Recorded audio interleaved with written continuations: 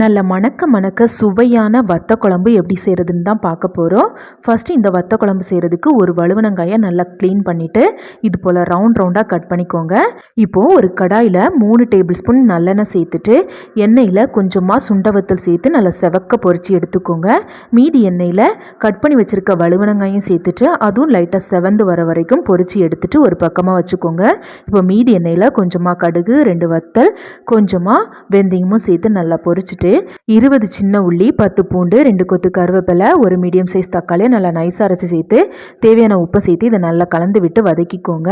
இப்போது 1/4 டீஸ்பூன் மஞ்சள் தூள், 2 ஸ்பூன் வத்தல் தூள், 1/2 ஸ்பூன் மல்லித்தூள் சேர்த்து நல்லா கலந்துட்டு ஒரு எலுமிச்சை சைஸ் அளவுக்கு புளியை ஊற வச்சு கரைச்சிட்டு அதையும் சேர்த்துட்டு தேவையான அளவுக்கு தண்ணியும் சேர்த்து கொதிச்சதுக்கு அப்புறமா பொரிச்சு வச்ச வழுவனங்காய், ஒரு துண்டு சர்க்கரை சேர்த்து மூடி போட்டு சிம்மில் வச்சு 10லேருந்து 15 நிமிஷம் கொதிச்சதுக்கு அப்புறமா பொரிச்சு வச்ச சுண்டை வத்தலை சேர்த்துட்டு கலந்துட்டு சர்வ் பண்ணுங்கள். நல்ல